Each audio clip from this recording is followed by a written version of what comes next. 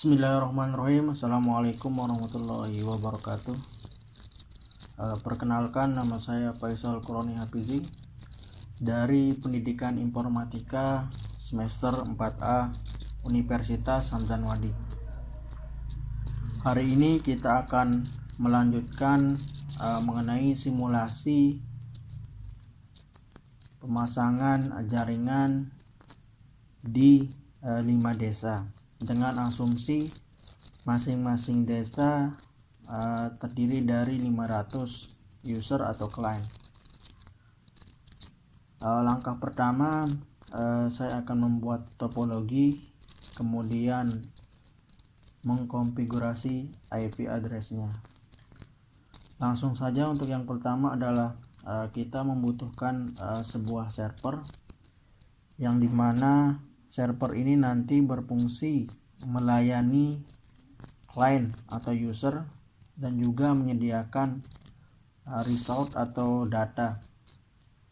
Untuk membuat server, silahkan masuk ke device, kemudian pilih server. Misalkan di sini penyedianya kita beri nama Telkom. Kemudian nanti ada server yang kedua, yang dimana server yang kedua ini kita umpamakan sebagai resort kepada masing-masing desa. Misalkan di sini kecamatan, kita umpamakan kecamatan. Nah, kemudian yang kedua, kita membutuhkan sebuah cloud yang dimana berfungsi sebagai ketika server memberikan result datanya, data itu bisa dipakai kapanpun ketika dibutuhkan oleh user. Jadi kita tambahkan cloud dengan masuk ke network device, kemudian pilih PT Cloud. Oke, selanjutnya kita membutuhkan sebuah DSL modem yang dimana berfungsi sebagai penghubung antara komputer ke router nanti, atau sebagai dan juga penghubung antar ke dalam jaringan internet. Jadi kita tambahkan DSL modem. Kita masuk ke network device, pilih DSL modem.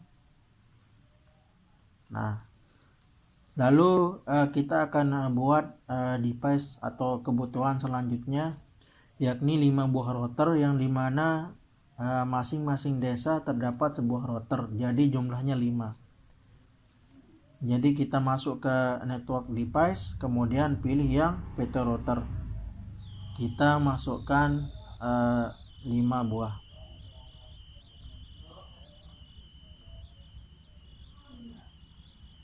Oke.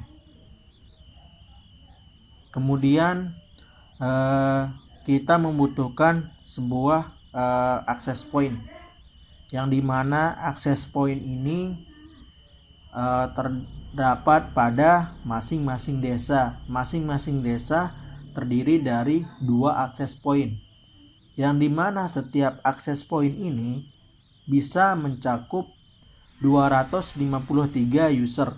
Jadi kalau kita asumsikan satu desa itu 500 user, maka kita butuh 2 access point, yang dimana fungsi access point ini sebagai pemancar sinyal internet, yang dimana modem tadi ini juga menghubungkan jaringan, baik jaringan jadi fungsi modem ini adalah menghubungkan komputer ke router atau ke internet. Kemudian router ini berfungsi untuk menghubungkan jaringan, baik jaringan yang sama maupun jaringan yang berbeda. Oke, jelas ya. Jadi kita membutuhkan access point juga sebagai pemancar sinyal internetnya. Jadi saya masuk ke network device, kemudian pilih yang access point APPT. Nah, kita membutuhkan 10 Jadi tinggal kita Ctrl C paste, Ctrl C paste, Ctrl C paste, Ctrl C paste, Ctrl C dan paste. Jadi sudah berjumlah 10 akses point. Nanti masing-masing kebutuhan ini kita akan hubungkan menggunakan kabel yang sesuai dengan yang dibutuhkan. Nah, tapi sebelumnya saya akan konfigurasi IP-nya terlebih dahulu. Oh ya, maaf. Sebelum kita masuk konfigurasi IP, kita lebih baik untuk membuatkan nama pada masing-masing alat ya yang ada. Misalkan router ini karena 5 desa, kita buat menggunakan nama desa masing-masing supaya kelihatan lebih rapi dan terstruktur. Untuk itu saya akan percepat video ini.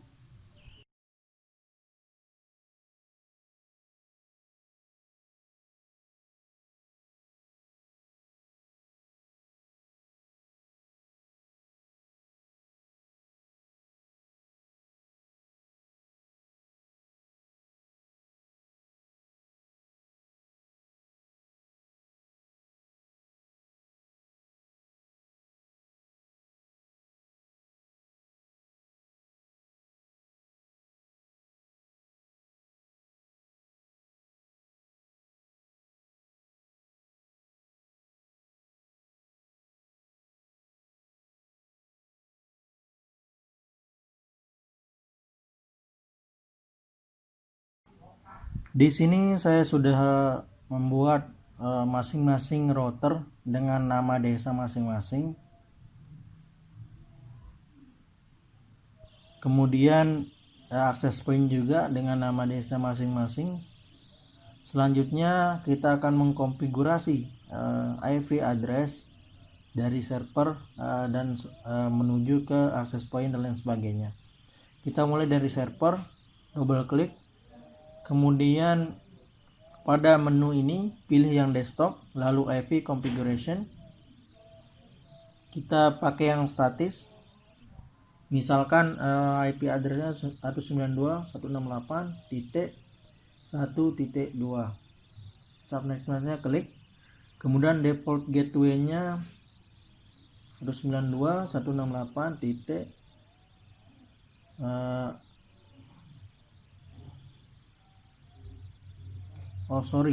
Ini IP-nya kita pakai 1.1, kemudian default gateway-nya kita pakai 1.2, kemudian DNS-nya 1.1. Kalau sudah, close. Lalu kita hubungkan server ini dengan cloud dengan cara connection, klik connection. Kemudian kita pakai yang automatically cause connection type. Jadi dia akan menggunakan kabel yang sesuai. Kita klik, kita hubungkan. Nah, kalau sudah akan berwarna hijau. Selanjutnya kita hubungkan dari cloud ke DSL modem. Selanjutnya kita akan men-setting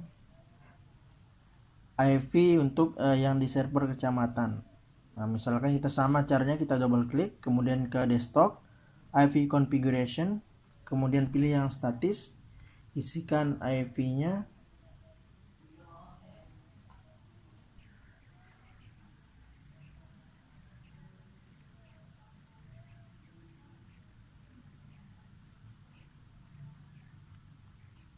Kalau sudah, klik close.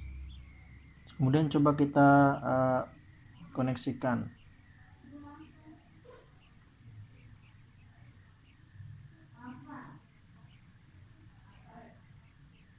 Oh iya,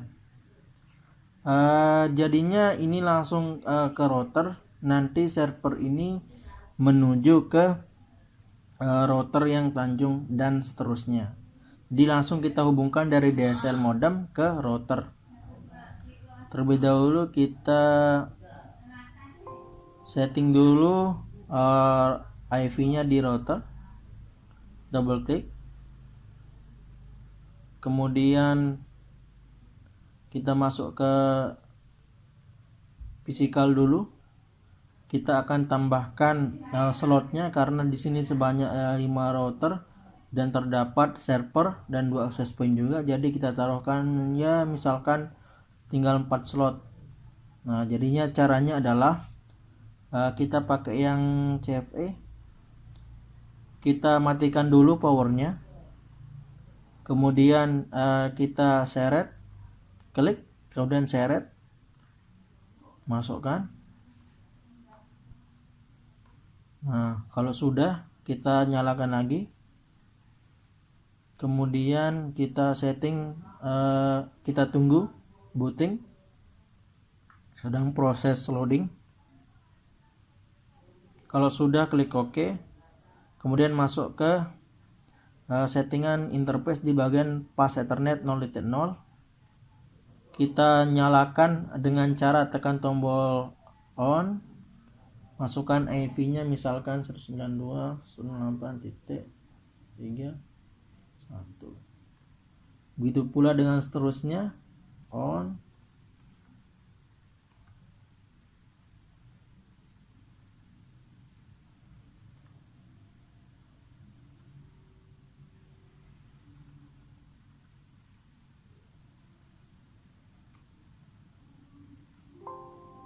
Oke, maaf.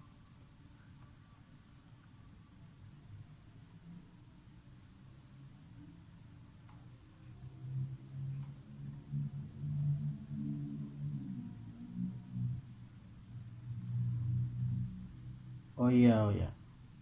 Kita masukkan 92.168.4.168.4.1. Oke. Kita masukkan seterusnya sama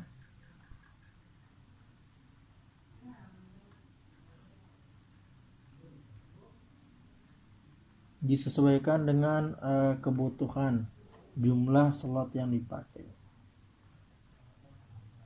Oke, kita coba dulu hubungkan.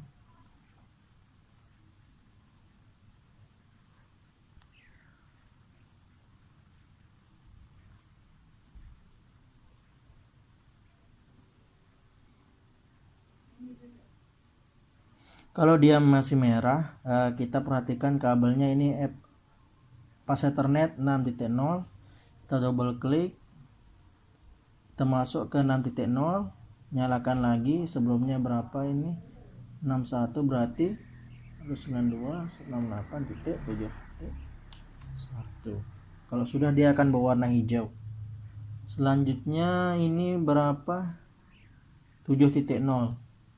Sama caranya, masuk config, kemudian cari pas Ethernet 7.0, on, masukkan IP-nya. Kalau sudah, di close. Langkahnya sama seperti setting router yang di desa lain.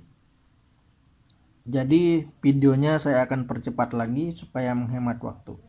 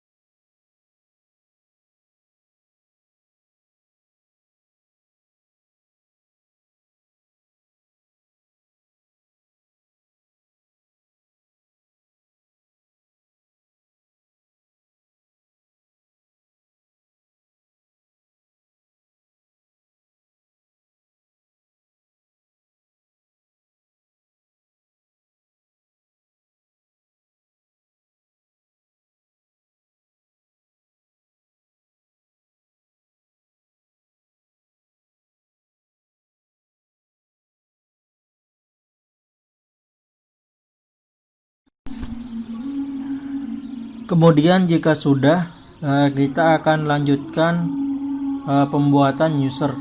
Nah, tentunya jika user mengakses sebuah internet atau sebuah jaringan, tentunya dia tidak akan menggunakan satu device atau perangkat yang sama. Ada yang menggunakan handphone, laptop, dan komputer.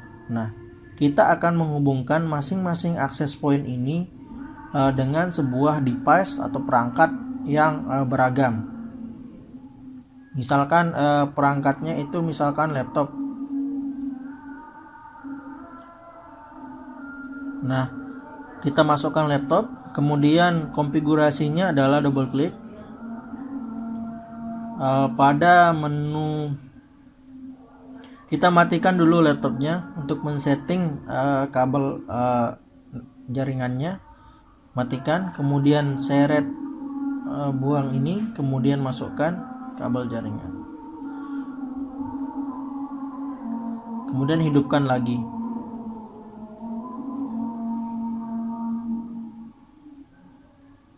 Coba saya masuk ke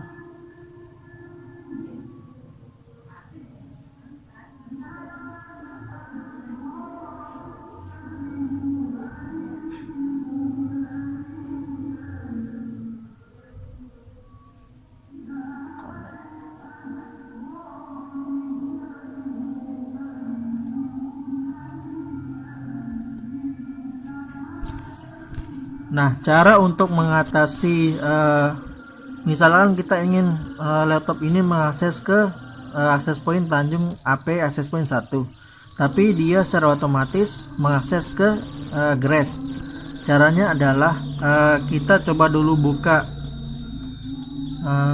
settingnya, coba kita lihat di bagian mana SID.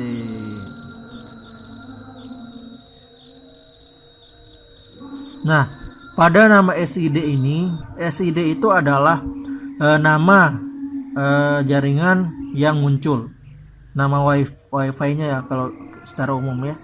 Kita ubah dari default, misalkan karena ini Tanjung, kita tuliskan Tanjung AP1, lalu kita close. Kemudian pada laptop ini, user ini, kita double klik lagi, pilih yang PC wireless, kemudian pilih connect, refresh, kemudian connect. Nah, kita pilih yang Tanjung AP1, lalu klik connect. Nah, maka dia secara otomatis akan mengkoneksikan ke Tanjung AP1.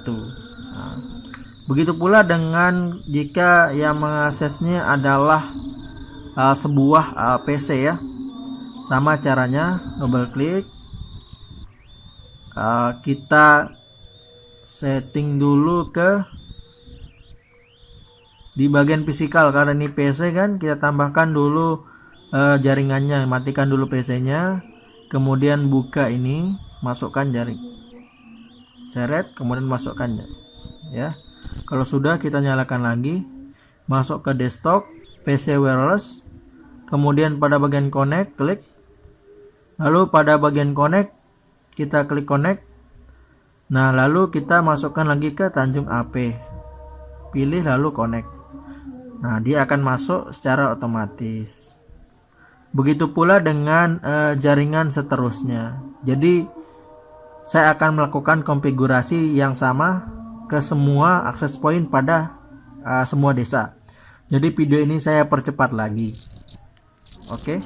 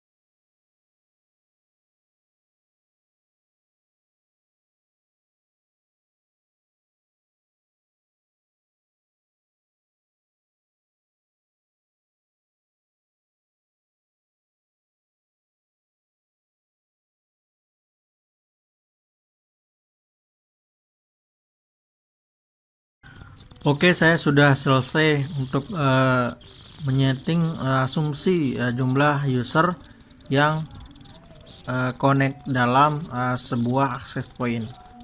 Jadi nanti ini jumlah yang user yang bisa connect sebanyak 253 pada masing-masing access point. Ini hanya perumpamaan beberapa user yang menggunakan jaringan internet.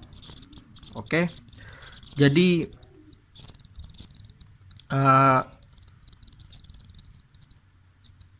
kesimpulannya adalah kita bisa menggunakan sebuah access point untuk menampung user dengan maksimal 253. Namun apabila kita ingin memperluas jaringannya, kita juga bisa menggunakan sebuah tower untuk memperkuat dan memperluas jaringannya. Namun kali ini saya hanya menggunakan access point saja.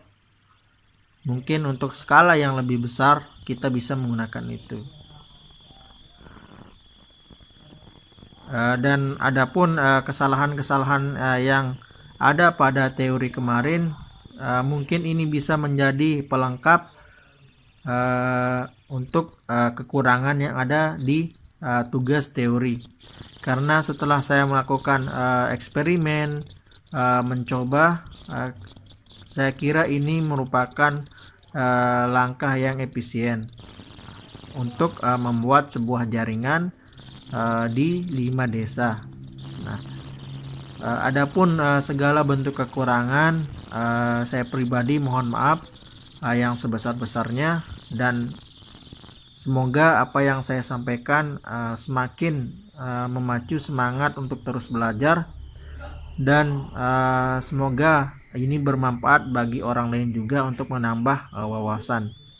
Saya kira ini saja yang bisa saya sampaikan. Terima kasih sudah menyaksikan. Di sini kita sama-sama belajar. Untuk Bapak dosen Pak Heri, jika ada kesalahan kata saya mohon maaf. Wabillahi taufiq wal hidayah. Wassalamualaikum warahmatullahi wabarakatuh.